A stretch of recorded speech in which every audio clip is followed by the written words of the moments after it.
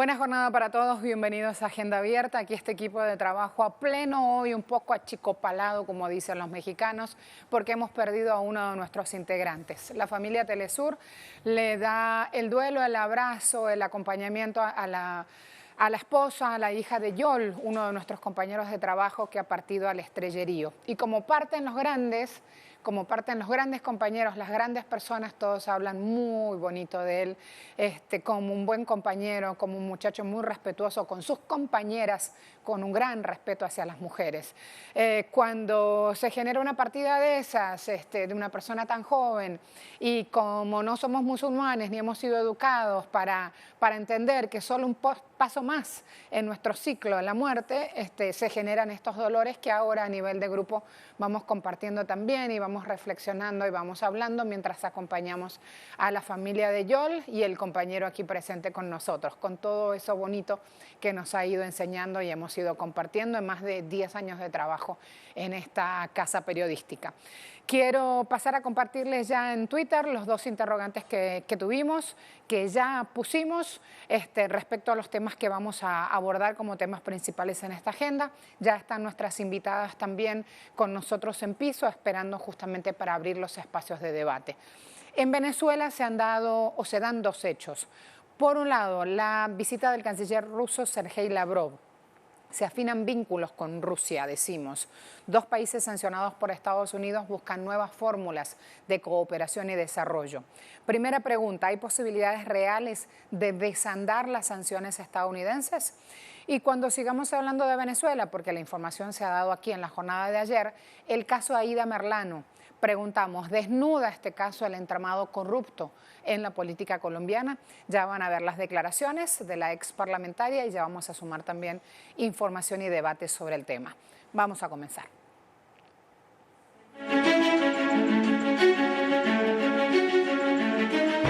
El ministro de Asuntos Exteriores de Rusia, Sergei Lavrov, llegó a Venezuela como parte de su gira latinoamericana que permitirá afianzar los sólidos vínculos que mantienen Caracas y Moscú. Según informó la Cancillería de Venezuela, el alto diplomático ruso sostendrá reuniones con la vicepresidenta ejecutiva Delcy Rodríguez y su homólogo venezolano, Jorge Arriaza. Lavrov, quien cumple una gira latinoamericana por el área caribeña con escalas en Cuba y México, establecerá una importante agenda de trabajo en Caracas con el objetivo de incrementar las relaciones bilaterales. Al tiempo, ambas delegaciones buscarán impulsar los mecanismos de integración regional como vía de cooperación y desarrollo.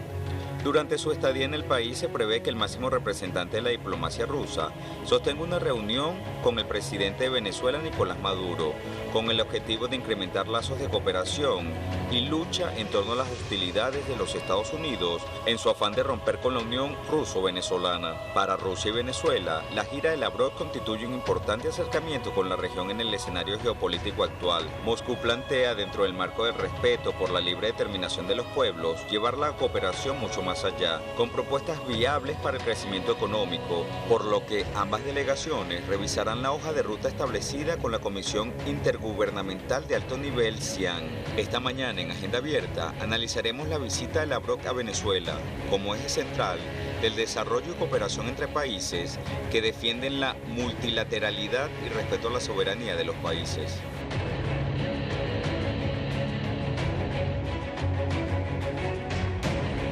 ¿Qué dice el portal Telesur? Canciller de Rusia llega a Venezuela para visita oficial. Recibido por su homólogo venezolano Jorge Arriaza, comienza hoy por la mañana actividades oficiales en la Cancillería. Más tarde, el jefe de la diplomacia rusa se entrevistará con la vicepresidenta Delcy Rodríguez y conversará también con integrantes de la Mesa de Diálogo Nacional.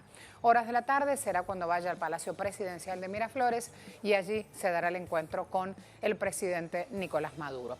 Avanzo también mostrándole información de Cancillería de Cuba. Llega a Venezuela y allí adjuntan la imagen en visita oficial el canciller de Rusia, Sergei Lavrov. Visita Caracas, allí el espacio a su llegada en el estado antes llamado Vargas, hoy estado de La Guaira, tiene nueva nomenclatura. Allí el espacio entonces donde fue recibido, ya están viendo el avión que lo trasladó desde otro punto aquí en nuestro continente latinoamericano, donde está desarrollando una gira Lavrov. Avanzo también mostrándoles lo siguiente. 14:30. Rusia acusa a Estados Unidos de organizar provocaciones en Venezuela. Lavrov acusó este jueves a Estados Unidos de organizar tales provocaciones de forma regular en Venezuela. Defendió un diálogo en este país entre el gobierno y la oposición, por eso es que también va a hablar con distintos integrantes de la llamada Mesa de Diálogo Nacional. Lavrov lleva adelante una gira de trabajo, ya estuvo en Cuba, en México, toca ahora suelo venezolano y hoy, en breve, ya Madeleine García está presta también con toda la información, en breve va a iniciar su agenda de trabajo. Sigo sumando, voy a mostrar también, a revisar ahora la cuenta de la Embajada de Rusia en Venezuela. Temas de la visita, mayor coordinación en la arena internacional, medidas para hacer frente a las sanciones unilaterales que empeoran la situación socioeconómica en Venezuela y está refiriéndose a las sanciones que aplica el gobierno de Estados Unidos. ¿Qué ha dicho el presidente Nicolás Maduro en torno a esta alianza comercial Rusia-Venezuela? Miren el monto de la balanza bilateral, casi 4.000 millones de dólares. Ha dicho el presidente, pensamos que podemos duplicar eso, llevarlo a 8.000 millones para este año y asegurar envíos de trigo. Sigo sobre esta alianza comercial, sumando información. Viceprimer ministro ruso, Venezuela es un importante socio comercial de Rusia, dice él. Año 2018 el comercio aumentó y cita en el porcentaje 24,7% esa suba, comparándolo con lo que había ocurrido en el año 2017. 85,3 millones de dólares fue en ese momento ese total de balanza. Hay acuerdos, como ven, firmados entre ambos países, los reseñamos también, conscientes que se van a expandir luego de esta visita. El vicepresidente sectorial de Economía, Tarek El Aissami, ha dicho: esta comisión internacional, esta mesa de trabajo bilateral ha contribuido a levantar una sólida y robusta hermandad, materializada en la firma de más de 260 acuerdos. Hay un importante músculo con el trabajo de coordinación y seguimiento de nuestras alianzas estratégicas e imprimiendo mayor dinamismo. ¿Cuáles son los acuerdos? 20 áreas estratégicas están incluidas en ese total de acuerdos que daba Tarek El Aissami. Aumentaron 10% interanual esta balanza comercial, ya lo poníamos también en cifras, y así entonces vamos abriendo el espacio para ir conociendo nuevos valores y nuevas incidencias de esta alianza estratégica, donde hay cooperación industrial, donde hay iniciativas conjuntas de tecnología, agrícolas, militares, donde hay estrategia en materia de empleo. Recuerden que la OPEP, aunque no haga parte de Rusia, también se sienta como un productor de crudo. Hay también sobre hierro y acero una cadena de producción que esperan estos países profundizar. Viene un tema fundamental y es el intercambio farmacéutico que tienen ambos gobiernos. Participación, cuando hablo de minería, es en el arco minero del Orinoco. También contra este bloqueo económico, contra estas sanciones que aplica Estados Unidos, ya hay un plan de trabajo inicial y allí mucho tienen que ver la diversificación que aplican ambos países y sobre todo la estrategia implica decirle en esta relación bilateral chau al dólar. Hay mucho aquí para analizar, ya me espera nuestra invitada. Antes me voy con Leonel Retamal desde Caracas. Cuando quieras, Leonel. Así es, el canciller ruso llegó el día de ayer alrededor de las 9 de la noche, fue recibido por su homólogo, el canciller venezolano Jorge Arreaza, y parte de la Cancillería de Venezuela. Venezuela es la tercera parada de su gira latinoamericana que comenzó, recordemos, esta semana en Cuba, luego lo llevó hasta México y finalmente recala aquí en Venezuela para reunirse con la Cancillería, tratar temas de interés entre ambas naciones. Durante la mañana la agenda que tiene son reuniones contempladas con el canciller Jorge Arreaza, también con la vicepresidenta Delcy Rodríguez, y participará además en una reunión con la Mesa de Diálogo Nacional que funciona aquí en Venezuela, que agrupa sectores del gobierno y también sectores de la oposición. Él va a tener un panorama de lo que se está discutiendo en términos políticos y económicos también aquí en Venezuela, y durante la tarde, ya cerca de las 2 de la tarde, se va a reunir con el mandatario venezolano Nicolás Maduro en el Palacio de Miraflores. Es una visita bastante express, alrededor de las 3, 4 de la tarde ya estará dejando Venezuela. Rusia y Venezuela comparten una nutrida agenda de negocios. Hace unos pocos meses atrás se dio una reunión de alto nivel entre el viceprimer ministro de Rusia y sectores que llevan la agenda económica en los ministerios económicos aquí en Venezuela para tratar y profundizar estas relaciones que tienen que ver principalmente con acuerdos comerciales, el tema del petróleo, pero también sistemas de cooperación humanitaria entre ambos países a causa del bloqueo que enfrenta Venezuela. Rusia se ha convertido en un actor fundamental de cooperación con este país caribeño, sudamericano, para traer medicamentos, traer comida y por supuesto tecnología e infraestructura y hacer negocios, bypaseando el bloqueo y las sanciones que impone Estados Unidos. Así que esta es una visita muy importante que contendrá y que recibirá altos representantes de Venezuela al canciller Lavrov. Gracias, Leonel. Rosalba Lobue, analista internacional, ex diplomática venezolana en Rusia, actual directora del Instituto Venezolano de Idioma Ruso Cultural, Alexander Pushkin, nos acompaña. Vamos a darle la bienvenida. Espero haber pronunciado bien su apellido. Y eso que lo pregunté antes. ¿Cómo estás? Bienvenida. Bien, muchísimas gracias. Mucho gusto, en principio. No habíamos estado antes en Agenda Abierta. Y siempre desde este espacio sumamos conocimiento y buscamos acercar pedagogía también, sobre todo para los más jóvenes o los más chicos en todo el mundo que están siguiendo programación de Telesur a esta hora. Cuando hablamos de que hay 2 países sancionados por Estados Unidos que buscan afinar mecanismos políticos, ¿en qué entramado nos estamos metiendo para entender la importancia de lo que nos pasa y afinar justamente mecanismos de salida?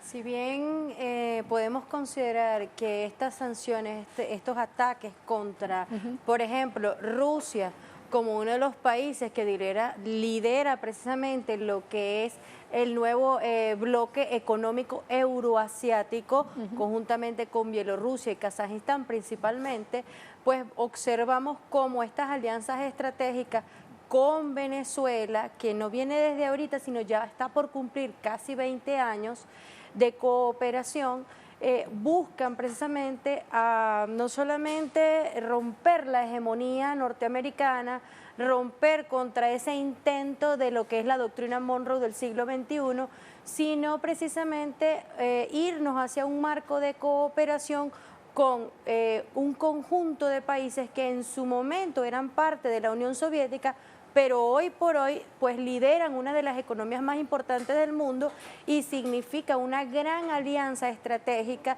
o el paso a más de 300 millones de habitantes que están en todo el continente euroasiático. Y por supuesto su vinculación estratégica, y no lo podemos dejar de lado, con lo que es China y esta propuesta de la ruta de la seda, a la cual el presidente Putin ha llamado la gran ruta de la seda euroasiática. Hay mucho ahí para contar. Primero, expertos económicos indican que de aquí a 20 años solamente, China e India van a estar al frente liderando justamente crecimiento económico.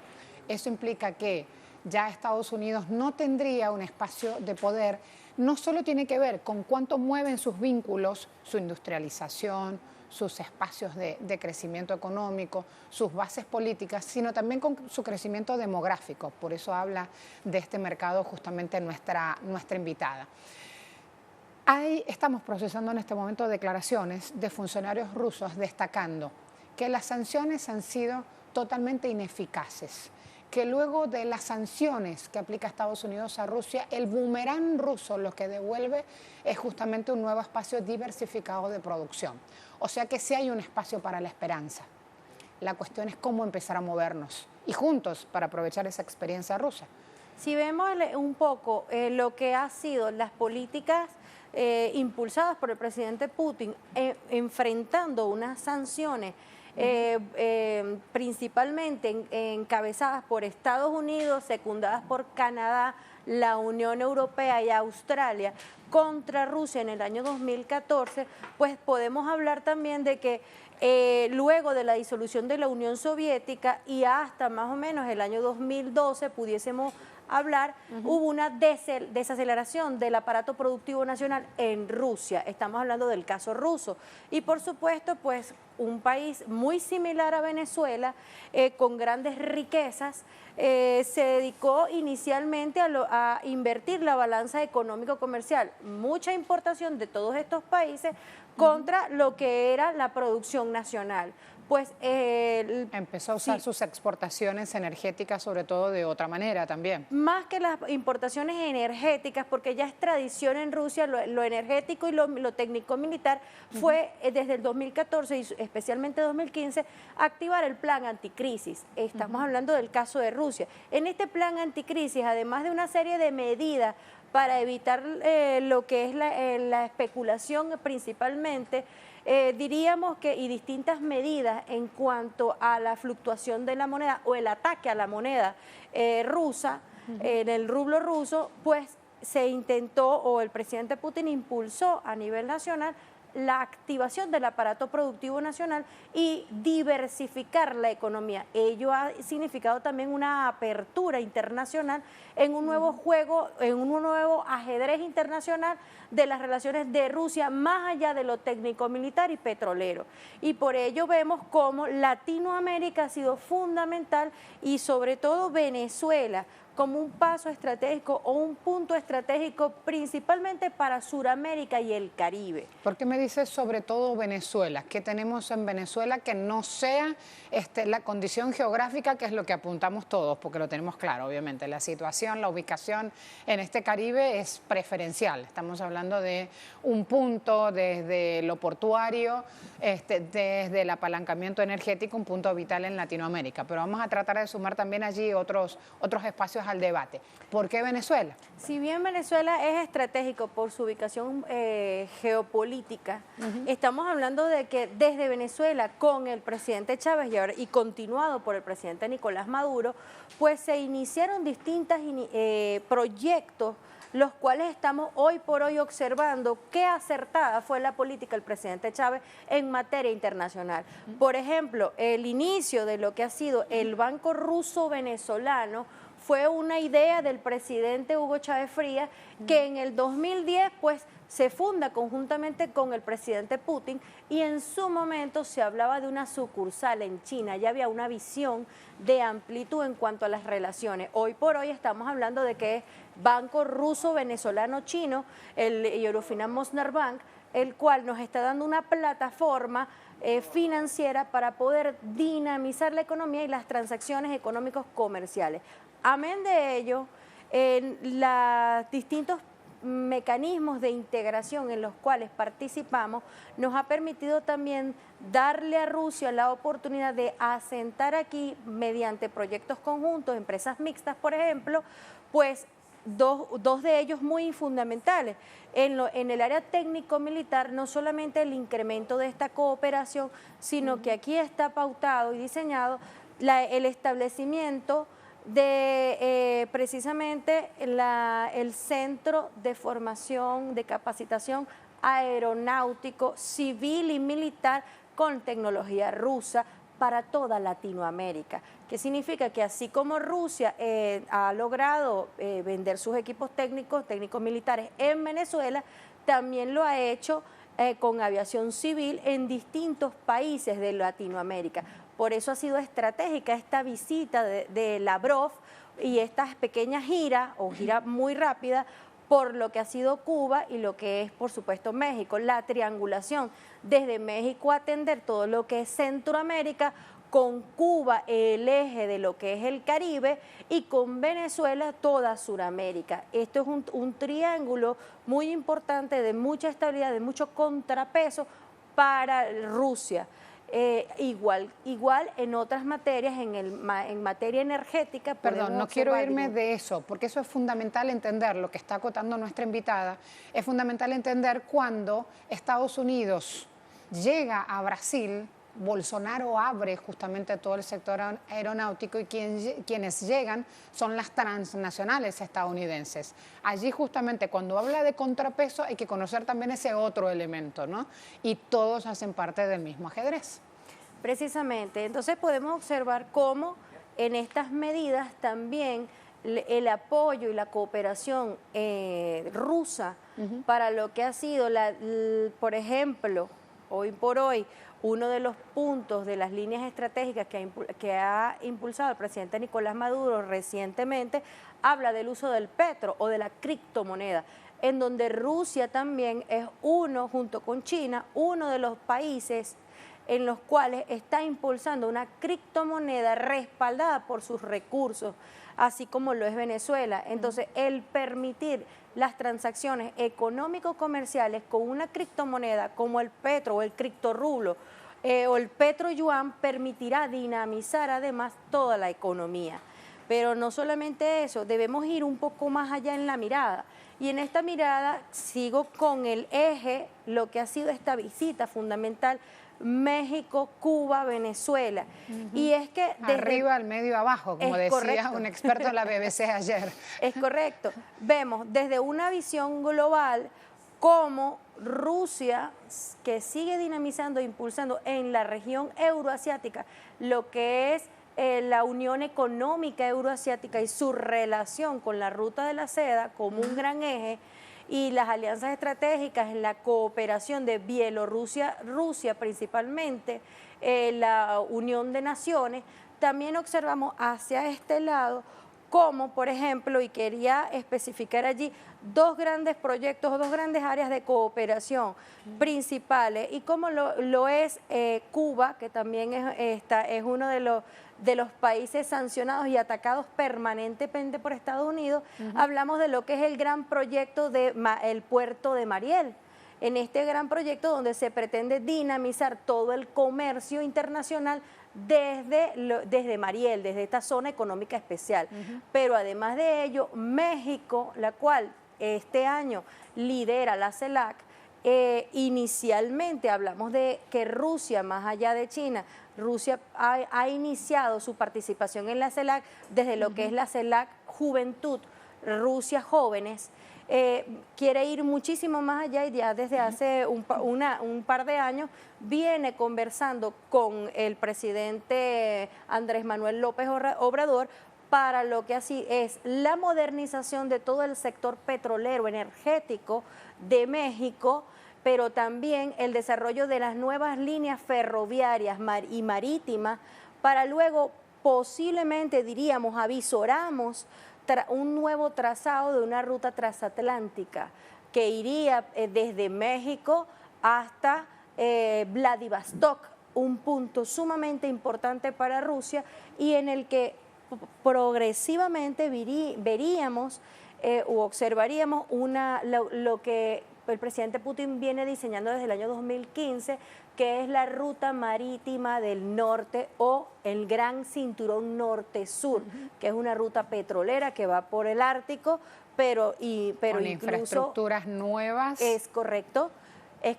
y que más allá de ello viene impulsando un gran proyecto que es la interconexión ferroviaria por el estrecho de Bering, que pretende desde Nueva York hasta Londres, pues recorrer con nivel ferroviario, pues interconectar todos estos continentes.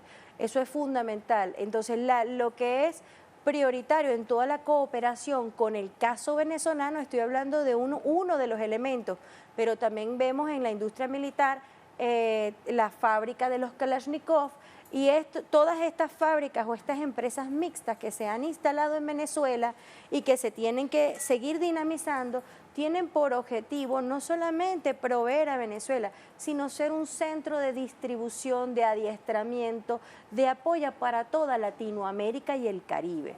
Eso es fundamental en la cooperación. Fíjate que buscaba, mientras te oía, un titular en La Vanguardia, que La Vanguardia es un periódico español, es un consorcio mediático español, para decirlo correctamente, y ha encontrado en este punch del titular, mírenlo, las palabras con las cuales ven desde España, en lo general, esta relación Rusia-Venezuela. Dicen, Rosalba, Rusia-Venezuela, 2 puntos, págame con geopolítica. Le han puesto ese titular, allí lo estamos viendo, y acotan, allí mismo en la bajada de la información, o sea que en un golpe de vista uno ve las fotos de los dos mandatarios. Moscú se ha convertido en un importante apoyo económico con créditos e inversiones para Caracas. Y lo que estamos haciendo en este momento es sumar información para bajar una frase que desde hace un año se pronuncia aquí en Venezuela y es, uy, llegaron los rusos. Lo que no saben es que esta llegada de los rusos tiene más de 20 años y con toda esta información que estás aportando. Estamos hablando de lazos, con lo que implica en el mundo de hoy, de lazos, por ejemplo, en sectores financieros, caso cruzar bancas. Estamos hablando de lazos técnicos militares, con lo que implica además transferencia de conocimiento. Y estamos hablando además de esta geopolítica que la citan de esta manera en este titular. Págame con geopolítica. Sí, es estratégico y no podemos dejar de lado lo que significa en este momento, bueno, esta también microgira o gira acelerada de Pompeo por lo que ha sido Bielorrusia, Ucrania, Kazajistán, Uzbekistán. Tiene toda una intencionalidad. Hoy por hoy podemos hablar de que los Estados Unidos y esta doctrina Monroe del siglo XXI, América primero, intenta precisamente, como fue hace 200 años atrás, pues sacar del espacio geopolítico a Rusia y a China principalmente. No quiero dejar de lado China porque la intencionalidad de esta gira de Pompeo en paralelo o que antecede a la gira de Lavrov tiene que ver precisamente con activar mecanismos para lo que es la rusofobia, pero también la chinofobia en la región. Y es por ello que diríamos que este atentado mediático internacional, como ha sido el virus el coronavirus, tiene que ver con una estrategia mediática internacional para contraatacar a China y, bueno, producir la xenofobia. Ello, ¿por qué es importante tomarlo en cuenta, aun cuando estamos hablando de la visita del canciller ruso a Venezuela y en esta gira internacional? Y es que estos planes, estas alianzas estratégicas geopolíticas, tienen que ver precisamente con estas alianzas en la región. Y ya que Rusia es un país sumamente importante para el desarrollo de la ruta de la seda euroasiática, así como lo es tratar de intentar reactivar o mantener en caliente, como lo fue en el 2014 en el Maidán, pues mantener en caliente la disputa por lo que ha sido la soberanía de incorporar Crimea a Rusia, pero también los conflictos militares que están en la zona de Donetsk, frontera con Rusia. Es mantener caliente a nivel de conflictos bélicos toda la región. Esa desestabilización bélica implica además tratar de frenar lo que diríamos que es imparable, y es a nivel geopolítico, pues Mao Zedong en el año 1974 nos hablaba del nacimiento del tercer mundo. El presidente Chávez parafraseaba: lo viejo no termina de morir y lo nuevo no termina de nacer. Y el emerger del tercer mundo, como lo habla Mao Zedong, pues menciona de lo que hoy por hoy llamaríamos la cooperación sur-sur. Es una nueva cooperación. Entonces, ¿cuáles son estas naciones o estos continentes emergentes del tercer mundo? ¿Cuándo se produce? Cuando precisamente luego de la disolución de la Unión Soviética, esta gran confrontación con la Guerra Fría, que culminó con la Guerra Fría entre Estados Unidos y la Unión Soviética, pues el ganador para el momento era Estados Unidos. Entonces, para este momento. Y por supuesto, los países que hoy por hoy secundan a Estados Unidos son los países que lograron un desarrollo de primer mundo, pero de primer nivel. Los que están en el G7 y disponen justamente de los otros. Es correcto, pero ¿qué sucede? Toda esta balanza geopolítica va cambiando en la medida que va emergiendo el tercer mundo liderado por Asia, por Eurasia, por África y por supuesto por Latinoamérica y el Caribe, en donde Sudamérica es fundamental, no solamente por ser un gran proveedor de recursos naturales y no naturales también, energéticos, sino también porque estamos hablando de diríamos que acercar las fronteras, reactivar rutas que se habían desaparecido, como por ejemplo las rutas de lo que uno habla del paso por el estrecho de Bering o la población del continente americano, las distintas teorías, tanto marítimas como terrestres, y por ello se planea desarrollar estos ataques sistemáticos contra Latinoamérica. Tienen la intencionalidad de frenar el nacimiento del tercer mundo del cual hablaba Mao Zedong. en donde la Unión Europea, Canadá, por ejemplo, para hablar dos aliados estratégicos, e incluso Australia, si nos vamos al puerto de Mariel en Cuba, pues están viendo cómo ellos poco a poco rompen esta hegemonía mundial de esta geopolítica liderada por los Estados Unidos, y desde el puerto de Mariel, con independencia de los Estados Unidos, del control monopólico de los Estados Unidos, pueden tranquilamente desarrollar el comercio internacional. Pero así como México, que por primera vez llega un gobierno progresista, Andrés Manuel López Obrador, viene progresivamente con una visión del desarrollo ferroviario, de lo que es el Tren Maya. Más allá de la visión turística, tenemos todo un eje atlántico y es interconectar a Rusia y Asia con Latinoamérica por el Atlántico.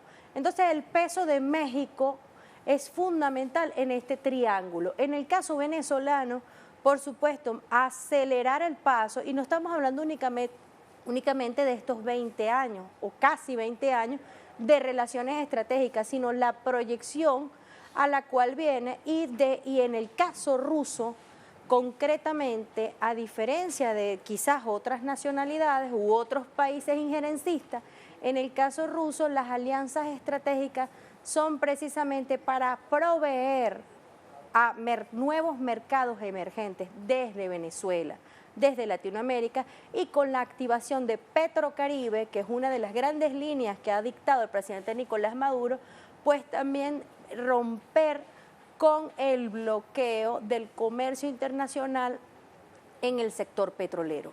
Nosotros hemos preguntado sobre esto, hemos lanzado claves en Twitter para que puedan participar quienes están viendo Telesur hasta ahora.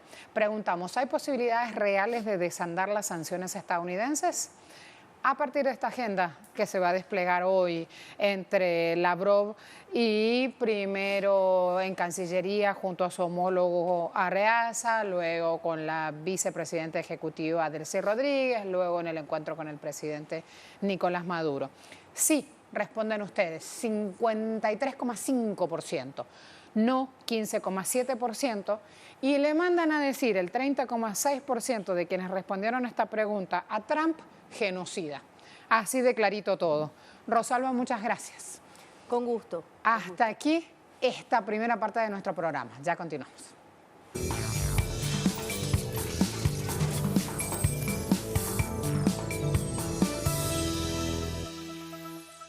La excongresista colombiana Ida Merlano, durante la primera comparecencia el pasado jueves en el Palacio de Justicia de Venezuela, denunció ser perseguida por el gobierno colombiano y detalló los hechos de corrupción en ese país. Durante la comparecencia denunció la persecución del Estado colombiano.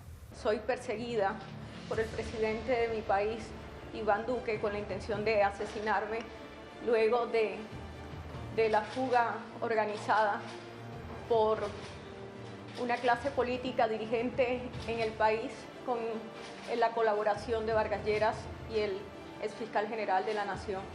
Aseguró que fue condenada por un delito que no cometió, tras un allanamiento viciado, donde la Fiscalía y miembros de la Policía colombiana sembraron pruebas que la incriminaron en delitos de fraude electoral, porte de armas, concierto para delinquir, entre otros.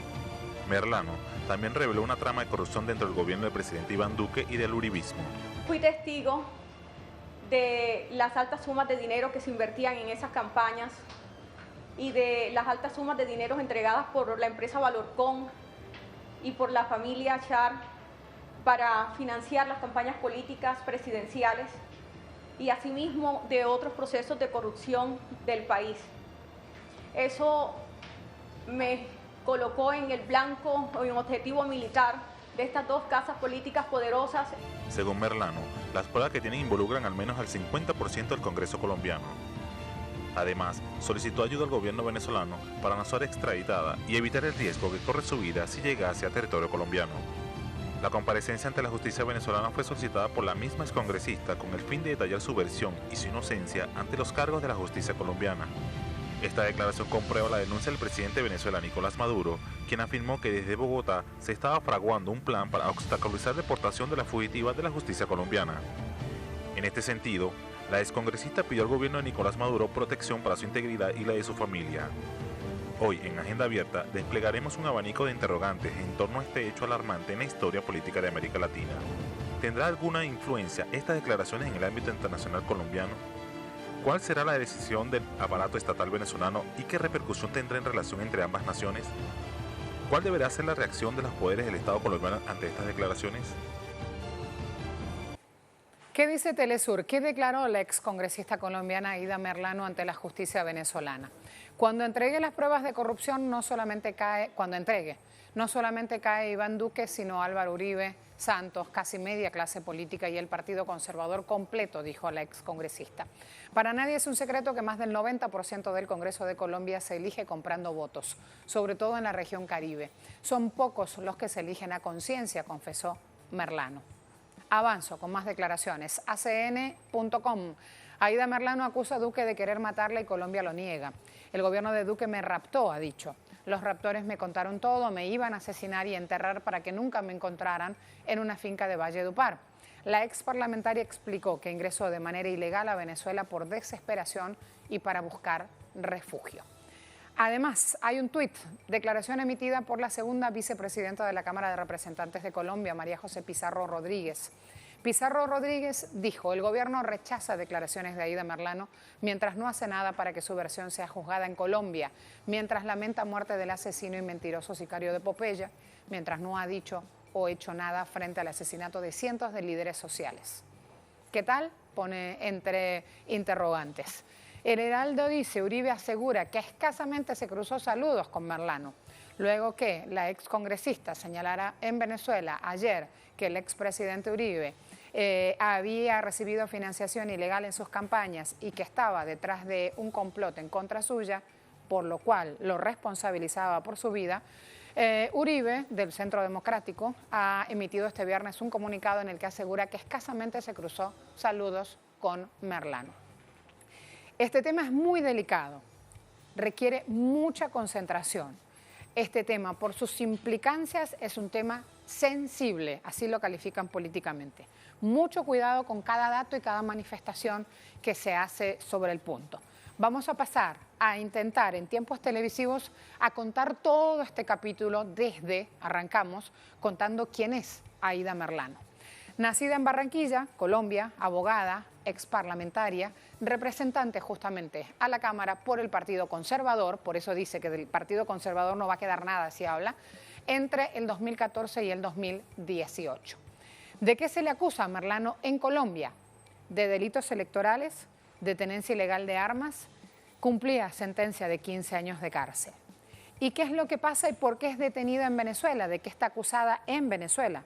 De usurpar, de usar una identidad falsa, de asociación para delinquir. Fue detenida el 27 de enero pasado por agentes de Fuerzas de Acciones Especiales que ubicaron a la congresista en Maracaibo. Maracaibo es paso fronterizo, de hecho, entre Colombia y Venezuela. Para quienes no son ni colombianos ni venezolanos ni conocen el punto, es fundamental contarles ese dato. Vamos primero a Bogotá con Hernán Tovar y luego empezamos el análisis. Hernán, cuando quieras. Luego de las explosivas declaraciones de la ex senadora Aida Merlano desde Caracas el día de ayer, esto causó un gran revuelo a nivel político en el país. Para los sectores cercanos al partido de gobierno y que están incluidos allí, aseguran que lo que se debe contrastar es esta información que ella está dando. No le dan credibilidad y lo que quieren es bajarle el perfil a esta situación. Un secreto a voces es lo que dicen los sectores de oposición al gobierno actual, ya que esto se conocía desde hace mucho tiempo, que ellos inclusive desde el Congreso habían hecho denuncias de cómo se manejaba la corrupción con manejo de dineros para que llegaran las castas políticas a los sitios de poder. Por su parte, desde el gobierno se expresó en la noche anterior la ministra de Justicia, Margarita Cabello, aduciendo que lo que se pretende aquí es deslegitimar las instituciones y deshonrar al presidente de la República, Iván Duque, y expresó que esto hace parte de un show mediático y que lo que tiene que hacer el gobierno del presidente Maduro es entregar a la justicia a Aida Merlano para que responda por la condena que se le ha proferido aquí en Colombia. Diversas reacciones ha suscitado esto. Lo que se dice es que esa comisión que hace unos días atrás se le solicitó a algunos dirigentes de oposición del Congreso de la República a la Fiscalía para que se desplace unos integrantes de la Fiscalía y se reúnan con Aída Merlano para que escuchen en versión libre a esta ex senadora, no se ha posibilitado y tiene una respuesta el actual fiscal para decir en qué momento y cuáles son los fiscales y qué día se desplazarán hasta Venezuela. De no ser así, los excongresistas de la oposición que le enviaron la carta al fiscal se desplazarán hasta Venezuela a reunirse y a entrevistarse con ella. Esta es la información que se ha manejado en el caso de Aída Merlano. Muchas gracias. Nos acompaña María Fernanda Barreto, investigadora colombo-venezolana, editora de la revista Correo del Alba. Vamos entonces a darle la bienvenida y empezamos a sumar información que es vital en el tema. ¿Cómo te va? Nuevamente te saludo. Marcela. Bienvenida. Yo alertaba acá, gracias. Yo alertaba acá, en este momento, atención completamente despegada. El caso es sensible. De hecho, no sé si existe jurisprudencia anterior sobre un caso parecido que haya sido tratado de esta manera y que lo primero que uno se pregunta es, ¿puede llegar a alterar aún más la relación bilateral? Bueno, en primer lugar, muchísimas gracias por la invitación. Un abrazo a los usuarios y usuarias de tu programa, pero además quería dar un abrazo al equipo de Telesur, pues por la sensible pérdida que tuvieron en su equipo, ¿no? Mira, yo diría que en el caso de Merlano todo es una jurisprudencia. Entonces, tal imprudencia que se ha dado en este caso obviamente no tiene precedentes. Esa imprudencia nace del hecho de que se ha supeditado todos los debidos procedimientos a una decisión de la política exterior del gobierno uribista colombiano, que desde hace muchos años pues, es la principal ficha de los Estados Unidos en la región latinoamericana. Justamente lo que hablaba tu invitada anterior, en el marco de este relanzamiento de la doctrina Monroe, pues Colombia es el principal agente de los Estados Unidos, el único socio global de la OTAN, y toda su política, incluyendo entonces su tratamiento a los asuntos legales, se supedita a esa condición de subordinada de los intereses de los Estados Unidos en la región. Así es como ha sido tratado el caso de Aída Merlano y bueno, es un caso muy interesante porque pone al descubierto muchas verdades sobre Colombia que a veces, incluso desde Colombia, no se ven tan claramente como se han visto en estos últimos días a raíz de la captura de Merlano en Maracaibo y de todo lo que eso ha conllevado de declaraciones políticas y de acciones. Cuando me hablas de que no se ven es porque no trascienden en el plano mediático, no aparece publicado o en la tele o en un diario o en la radio, o no se ven porque los ciudadanos no saben de casos como estos. Ambas cosas, ¿no? En general, sobre todo en estos años en los que los medios, las grandes corporaciones de la comunicación tienen el poder tan absoluto que tienen, pues la opinión pública es una opinión que sobre todo se basa en lo que transmiten los medios de comunicación y de ahí la importancia de medios como Telesur que dan opiniones distintas a las opiniones hegemónicas.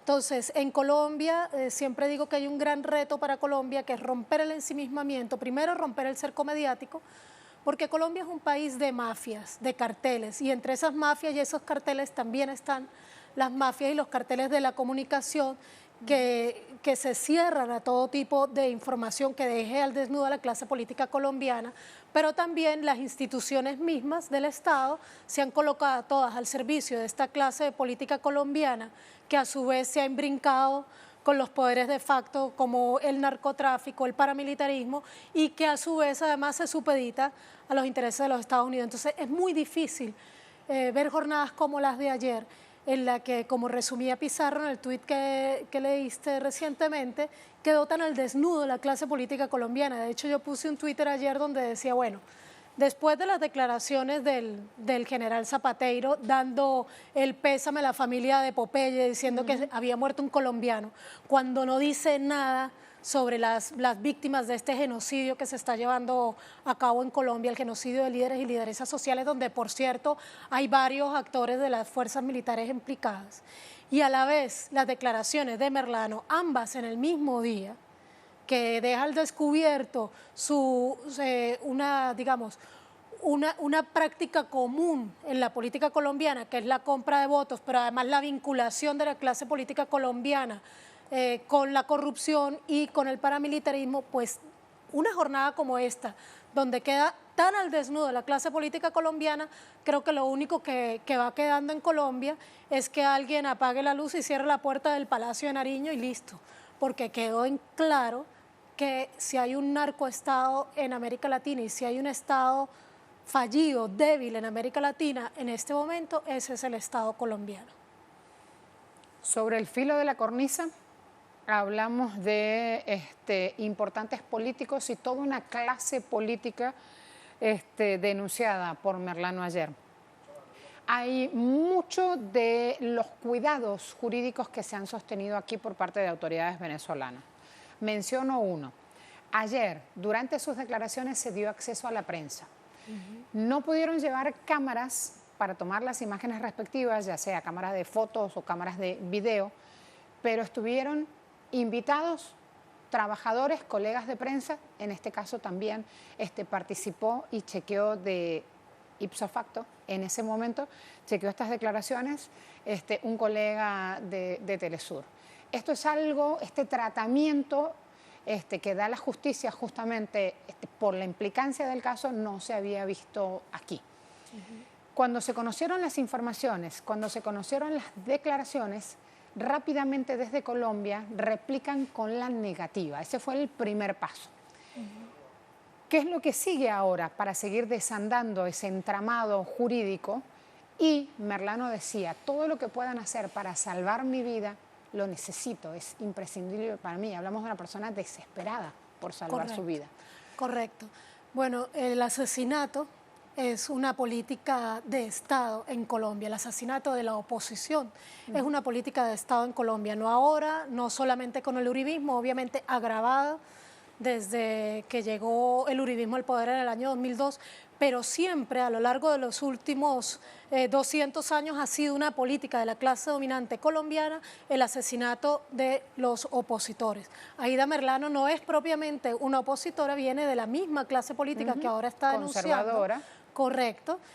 Tampoco hay que, aunque ciertamente le cabe el papel de víctima en este momento, tampoco hay que desconocer su papel dentro de esa organización clase política, ilegal, digamos. claro, y todo ese entramado que ella denuncia, justamente porque lo conoce desde adentro, porque ha sido parte de él. Pero el gobierno venezolano creo que ha dado el tratamiento magistral a este caso. Primero porque su captura en Maracaibo deja en evidencia que no es Venezuela el paraíso de la injusticia que tratan de pintar en Colombia. Después de la captura de Merlano, queda en absoluto ridículo ante la propia opinión pública colombiana, el Estado colombiano y en particular el gobierno de Iván Duque, cuando dice que la solicitud de extradición la va a girar a Juan Guaidó porque es el único presidente que reconoce. Entonces allí emerge otra verdad que a veces nos cuesta mucho que la propia izquierda colombiana asuma, y es que este líder de oposición llamado Juan Guaidó sigue sin tener poder para ni siquiera colocar una multa de tránsito en Caracas, mucho menos tiene poder como para autorizar una extradición y no tiene ningún poder sobre los cuerpos de seguridad del Estado. Entonces ya eso comenzó a poner en evidencia que el gobierno de Iván Duque lo que simplemente estaba buscando era alguna salida política que impidiera que Aída Merlano regresara a Colombia y terminara por hacer las declaraciones que tanto había amenazado con hacer. Entonces ahora, ¿qué sigue? Bueno, un grupo de senadores de la oposición colombiana ha solicitado a Fiscalía que envíe fiscales a Venezuela para interrogar a Aída Merlano. Un tuit de Samper de hace 3 minutos, perdón que interrumpa, Ernesto Samper, un tuit dice, al margen de cualquier especulación mediática, los hechos denunciados por Merlano ayer son noticias criminales en Colombia. Correcto. Y deben ser investigados con objetividad y celeridad tanto por la Fiscalía como por la Comisión de Acusaciones de la Cámara. Pero él está diciendo, deben ser investigados. Fiscalía no hace todavía ninguna actuación o pronunciamiento. No, sí se pronunció para decir que no los va a investigar. Claro. que no Pero los va a nada más que eso, investigar claro, porque... yo no fui.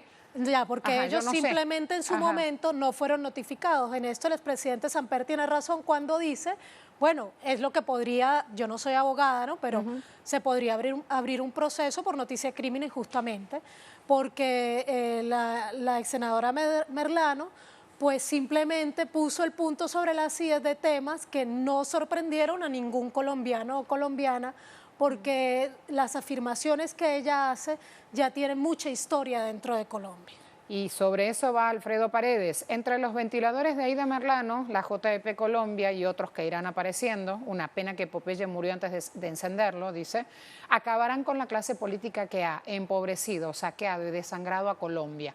Y él dice, cerrando su tuit, soplan vientos de verdad y justicia, están temblando. Ya lo pongo en pantalla para que puedan verlo. Y estoy eligiendo al azar tweets relacionados justamente en redes sociales con el caso Aida Merlano.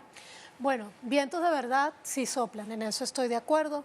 Creo que la clase política colombiana ha quedado al desnudo, o dicho en perfecto colombiano, ha quedado en pelota con todo esto que ha sucedido con Aida Merlano, e incluso volviendo a las declaraciones del general Zapateiro, donde también deja en evidencia la solidaridad entre las fuerzas militares colombianas y el paramilitarismo, que no son temas diferentes. Vínculos criminales. Claro, vínculos criminales que terminan... solidaridad en este caso está usado con sorna. Sí, lo estoy utilizando, claro, entre comillas. Vínculos criminales, sí. Claro, claro.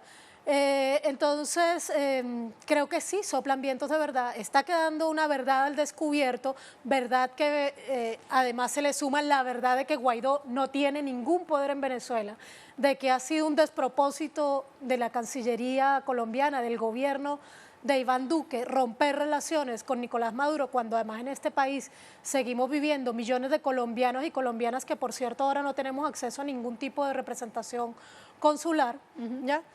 Entonces quedan al descubierto las verdades inmediatas que Aida Merlano denuncia en cuanto a la corrupción en la costa caribe colombiana, también las verdades que denuncia en tanto aseguró tener pruebas de compra de votos para la presidencia de Uribe, de Santos y de Iván Duque, y también pues queda al descubierto cómo ha sido un rotundo fracaso la política exterior del gobierno de Iván Duque, porque es una política basada únicamente en el deseo de satisfacer los intereses estadounidenses y en ningún momento se preocupa por los intereses de Colombia. Dicho esto, lo que lamentablemente no creo es que realmente soplen vientos de justicia, que es lo que decía el Twitter que leíste, porque en este momento el Estado colombiano está constituido para garantizar la impunidad de la clase dominante y de todos los poderes de facto que existen en Colombia.